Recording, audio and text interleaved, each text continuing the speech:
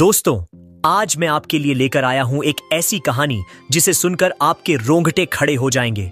यह कहानी है एक आईपीएस अधिकारी की जो अपनी पहचान छिपाकर निकली थी ताकि वह उन लोगों को बेनकाब कर सके जो कानून के नाम पर आम लोगों को लूट रहे थे।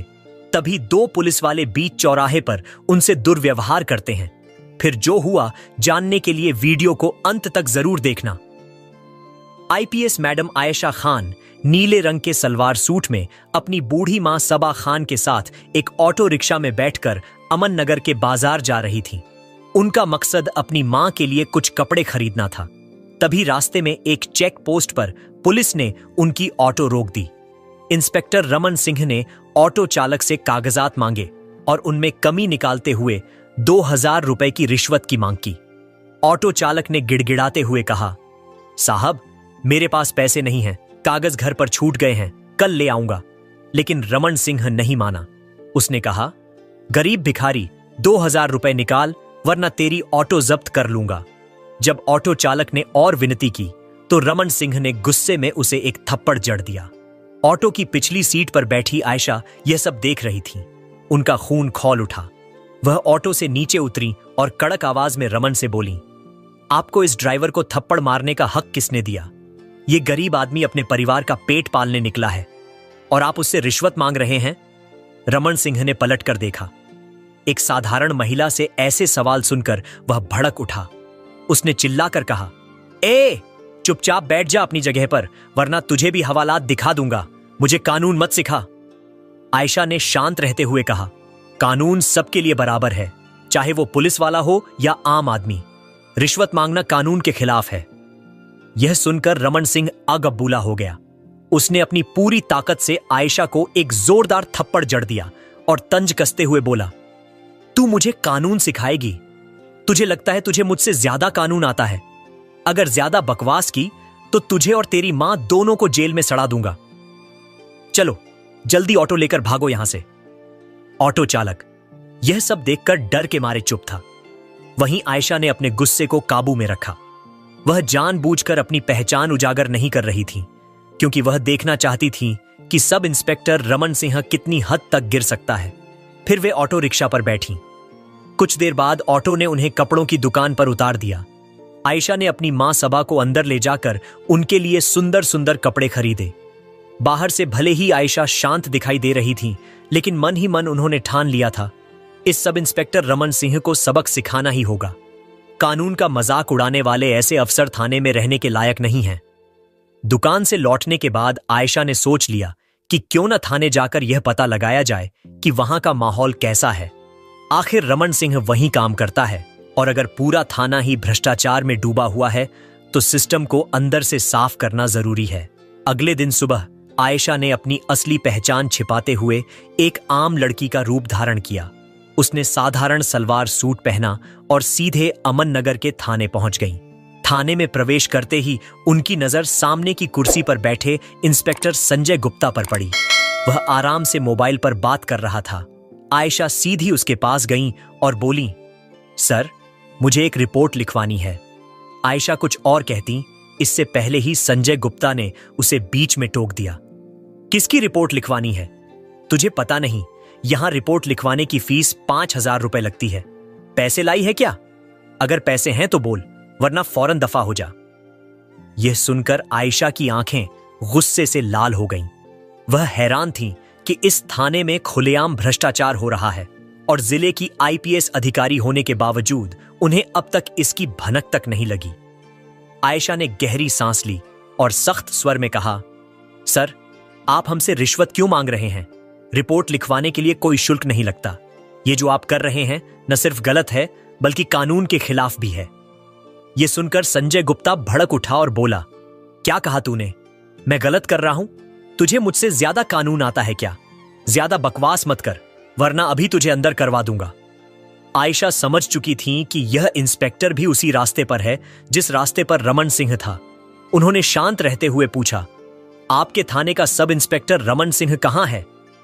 संजय गुप्ता झल्लाकर बोला, क्यों, तुझे उससे क्या काम है? मुझसे सवाल मत कर, खुद जाकर बात कर ले। आयशा ने फिर कहा, सर, आप रिपोर्ट लिखिए, वरना मैं आपके खिलाफ एक्शन लूंगी। आप मुझे नहीं जानते कि मैं कौन हूं। यह सुनकर संजय गुप्ता जोर से हंसा और बोला, तू मुझे धमका रही है? तुझे देखकर तो लगता है या तो तू भिखारी है या कूड़ा कचरा उठाने वाली या फिर किसी घर में झाड़ू पोछा करने वाली होगी। यहां रिपोर्ट नहीं लिखी जाएगी। अब निकल जा, वरना धक्के मारकर बाहर फेंकवा दूंगा। आयशा ने खुद को कंट्रोल किया। वह समझ गई थी कि यह सब के सब उसी पानी से नहलाए हुए हैं जिस पानी से इंस्पेक्टर रमन नहला है, और उन्होंने मन ही मन ठान लिया, इन्हें मजा छकाना ही पड़ेगा, लेकिन पहले मुझे इनकी पूरी करतूतों को देखना चाहिए। फिर वह थाने से बाहर निकलकर थोड़ी देर सोचा, फिर अपना मोबाइल निकाला और अपने वरिष्ठ अधिकारियों आईजी और डीआईजी को फोन कर दिया कि इस थाने में मैं मौजूद हूं, आप लोग मेरी गाड़ी लेकर आओ। इतना कहकर वह दोबारा थाने में प्रवेश कर गई। जैसे ही संजय गुप्ता ने उसे देखा, वह गरजते हुए बोला, ये लड़की फिर से आ गई, तुझे समझ में नहीं आता? चल तुझे सबक सिखाता हूं, अब तो लगता है तुझे जेल में डालना ही पड़ेगा। संजय गुप्ता ने गुस्से से कहा। आयशा ने बिना घबराए धीमी मगर स्पष्ट आवाज में जवाब दिया, सर मुझे सिर्फ रिपोर्ट लिखवानी है, आप रिपोर्ट दर्ज कीजिए। अगर आप ही जनता के साथ ऐसा बर्ताव करेंगे तो हम न्याय की उम्मीद किससे करेंगे? मगर संजय गुप्ता फिर वहीं रट दोहराने लगा, मैंने कहा ना, रिपोर्ट लिखवानी है तो 5,000 रुपए निकालो, बिना पैसे यहां कुछ नहीं होगा। बार बार परेशान मत कर, वरना धक्के मारकर बाहर फेंक दूंगा। आयशा मन ही मन सोच रही थी, कितने नीचे गिर चुके हैं ये लोग, इन्हें इतना भी नहीं मालूम कि किसी महिला से कैसे बात की जाती है। वह हल्की मुस्कान के साथ बोली, देखिए सर, आप रिश्वत क्यों मांग रहे हैं? कानून में कहीं नहीं लिखा कि रिपोर्ट दर्ज करने के लिए जनता से पैसे लिए जाए। आप साफ साफ कानून तोड़ रहे हैं। अगर आपने रिपोर्ट दर्ज नहीं की तो मैं आपके खिलाफ सख्त कार्रवाई करूंगी। आप खुद को बड़ा अधिकारी समझते हैं, लेकिन आपको अंदाजा भी नहीं कि आपके साथ आगे क्या होने वाला है। यह सुनकर संजय गुप्ता बुरी तरह तिलमिला गया। उसने 2 सिपाहियों को इशारा करते हुए आदेश दिया, इस लड़की को बाहर निकालो और सबक सिखाओ, यह ऐसे नहीं जाएगी। दोनों सिपाही आयशा की ओर बढ़े ही थे हाथ पकड़ने को कि तभी थाने के दरवाजे से कड़क आवाज गूंजी, रुको। सबकी नजरें दरवाजे की तरफ घूम गईं और वहां खड़े देखकर सभी दंग रह गए। अंदर आ चुके थे आईजी और डीआईजी अफसरों का दल, जो आईपीएस आयशा को बुलाने आया था। उनके पीछे कुछ और वरिष्ठ पुलिस अधिकारी भी थे। उनमें से एक ने गुस्से में संजय गुप्ता पर नजर डालते हुए कहा, बेहूदे इंस्पेक्टर, यह क्या कर रहे हो? तुम्हारी अब भी इसी वक्त वर्दी उतर जाएगी और जिंदगी भर जेल में सड़ोगे। यह सुनते ही संजय गुप्ता के हाथ पांव कांपने लगे, माथे से पसीना टपकने लगा। हकलाते हुए उसने सफाई देनी चाहिए, साहब यह लड़की। लेकिन इससे पहले कि वह बात पूरी करता, आयशा आगे बढ़ी। उनका चेहरा अब और भी तेज और दृढ़ लग रहा था। वह गूंजती आवाज में बोली, चुप रहो गुप्ता, यह लड़की नहीं, मैं इस जिले की आईपीएस हूं और मैंने अपनी आंखों से देख लिया है कि यहां आम जनता के साथ कैसा व्यवहार किया जाता है। तुम्हें लगता है कि यह थाना तुम्हारी निजी जागीर है? अब समझ आएगा असली कानून क्या होता है। थाने का माहौल बदल चुका था। सिपाही एक दूसरे का मुंह देखने लगे। जिन 2 सिपाहियों ने अभी अभी आयशा को पकड़ने की कोशिश की थी, वे डर के मारे पीछे हट गए।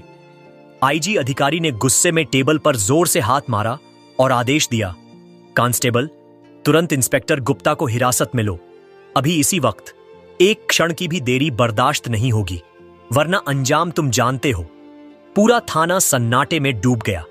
जो गुप्ता कुछ देर पहले शेर की तरह दहाड़ रहा था, वही अब हाथ जोड़कर गिड़गिड़ा रहा था।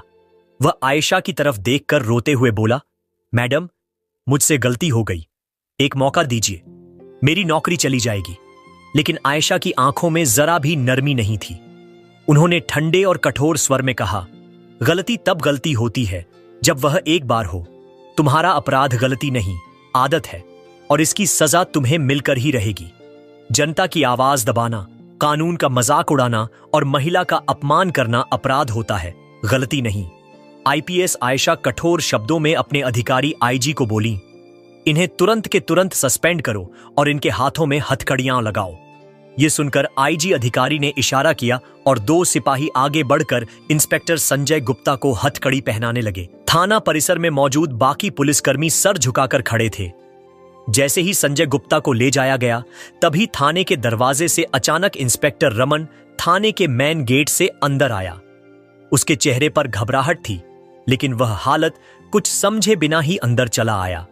जैसे ही उसने आईपीएस आयशा को सामने खड़ा देखा, उसके होश उड़ गए और उसके चेहरे पर वही सीन घूम गया जब सड़क पर उसने ओंटो वाले का चालान काटते वक्त आयशा को आम लड़की समझकर थप्पड़ जड़ दिया था।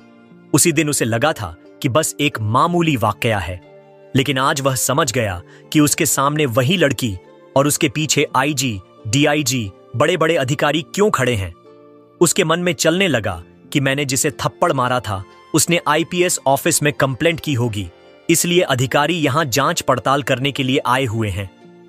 तभी इंस्पेक्टर रमन बड़बड़ाते हुए कांपती आवाज में उन बड़े अधिकारी से बोला, सर, यह लड़की एक नंबर की लफंगी है। जब मैं एक ऑटो वाले का चालान काट रहा था तो यह मुझसे भिड़ गई और मुझे थप्पड़ मारने लगी। तो मैं इसे कुछ भला बुरा कहा तो यह आईपीएस ऑफिस में जाकर कंप्लेंट कर दी, जिससे आप लोगों ने यहां आकर संजय गुप्ता को गिरफ्तार कर लिया। बल्कि आप लोगों को इस लड़की को गिरफ्तार करना चाहिए था। यह बात सुनकर पूरे थाने में सन्नाटा छा गया, मानो कुछ बड़ा होने वाला है। तभी आईजी अधिकारी ने गुस्से में एक एक थप्पड़ रमन के गाल पर लगा दिए और कड़क आवाज में बोले, इंस्पेक्टर रमन, तुम हद में रहो। तुम जिनके बारे में बोल रहे हो, तुम नहीं जानते कि यह महिला कौन है। ये बातें सुनते ही इंस्पेक्टर रमन की मानो दिल का दौरा पड़ गया हो। उसने कांपते और एकदम डरते हुए आवाज में बोला, सर, आप क्या बोल रहे हैं? आखिर यह मैडम हैं कौन? इससे पहले आईजी अधिकारी कुछ बोलना चाहते, तभी आईपीएस आयशा ने उसकी तरफ सीधी नजरें डाल दी। उनकी आंखों में वही आग थी जो उस दिन सड़क पर थप्पड़ खाते वक्त दबी हुई थी। आईपीएस आयशा तेज और गंभीर स्वर में बोली, याद है, वही थप्पड़ आज तुम्हें अपनी पूरी जिंदगी पर भारी पड़ने वाला है इंस्पेक्टर रमन। उस दिन तुमने सोचा होगा कि एक आम लड़की को नीचा दिखाकर तुम जीत गए, लेकिन असलियत यह है कि उस थप्पड़ ने मेरी आत्मा को नहीं, बल्कि तुम्हारे पूरे सिस्टम की गंदगी को उजागर कर दिया। तुमने सिर्फ मुझे नहीं मारा था, बल्कि उस जनता की आवाज को मारा था जो तुमसे न्याय की उम्मीद करती है। थाने के भीतर ऐसा सन्नाटा पसर गया मानो किसी ने सबकी आवाज छीन ली हो। रमन का चेहरा पल भर में फीका पड़ गया था। होंठ कांप रहे थे, पर आवाज जैसे गले में ही अटक गई। तभी आयशा ने गंभीर स्वर में कहा, आज मैं सिर्फ आईपीएस बनकर नहीं आई हूं, बल्कि उन तमाम लोगों की तरफ से खड़ी हूं जिन्हें तुम्हारे जैसे अफसर हर जगह बेइज्जत करते हैं, चाहे सड़क पर हो, थाने में या दफ्तर में। तुझे लगा था कि वर्दी पहन ली तो खुद को भगवान समझ सकता है, लेकिन आज तुझे पता चलेगा कि कानून सबके लिए बराबर है, पुलिस वालों के लिए भी। बस इतना कहकर आयशा ने टेबल पर एक तगड़ा थप्पड़ मारा। डर के मारे सब चौंक गए और चिल्लाईं, कांस्टेबल, इंस्पेक्टर रमन को गिरफ्तार करो, वर्दी उतारो और सस्पेंशन की रिपोर्ट अभी बनाओ। आईजी अफसर ने बिना एक सेकंड गंवाए इशारा किया। 2 सिपाही आगे बढ़े, रमन के हाथ में हथकड़ी डाल दी। बेचारा बुरी तरह कांप रहा था। गिड़गिड़ाकर बोला, मैडम, प्लीज माफ कर दीजिए, गलती हो गई, मैं पहचान नहीं पाया था। लेकिन आयशा ने उसकी बात बीच में काट दी। कानून किसी की पहचान नहीं पूछता इंस्पेक्टर, सबके लिए बराबर है। तेरी माफी से जनता का दर्द कम नहीं होगा, अब अदालत तय करेगी। पूरा थाना सुन रहा था। पहली बार सबके दिमाग में यह बात घर कर गई कि अब इस जिले में जो भी जनता पर जुल्म करेगा, उसकी जगह सिर्फ सलाखों के पीछे है। संजय गुप्ता और रमन को हथकड़ी पहनाकर बाहर लाया गया तो बाहर खड़ी भीड़ में हलचल मच गई। लोग एक दूसरे से फुसफुसा रहे थे। यकीन ही नहीं हो रहा था, जिले के 2 बड़े अफसर आज कानून में फंसे बैठे हैं। आईजी अफसर ने मीडिया को साफ साफ बोल दिया, अब से इस जिले में दादागिरी नहीं, कानून चलेगा। चाहे पुलिस वाला हो, नेता हो या आम आदमी, गलती करेगा तो सजा मिलेगी। भीड़ ने ताली बजाई। कुछ लोग मोबाइल से वीडियो बना रहे थे, जैसे कोई ऐतिहासिक पल हो। सिपाही दोनों को जीप में बैठाकर सीधा जेल ले गए। जेल के गेट पर गाड़ी रुकी तो खुद जेलर बाहर आ गया। आयशा और आईजी अफसर ने आदेश दिया, इनको कैदी बना दो। आज से यह अफसर नहीं, अपराधी हैं। फिर दोनों की वर्दी उतरवा दी गई। सफेद कैदी वाली ड्रेस पहना दी। चेहरों पर शर्म, गुस्सा, पछतावा सब एक साथ दिख रहा था। लोहे की सलाखों के पीछे धकेला गया तो संजय गुप्ता रोने लगा। रमन बड़बड़ाया, अगर उस दिन थप्पड़ ना मारा होता तो शायद आज यह दिन नहीं देखना पड़ता। तो दोस्तों, आपको यह कहानी कैसी लगी? अगर अच्छी लगी हो तो प्लीज हमारे चैनल ट्रू स्पार्क को सब्सक्राइब और वीडियो को एक लाइक जरूर करें, जिससे हमारा हौसला और भी बढ़ता रहे। धन्यवाद।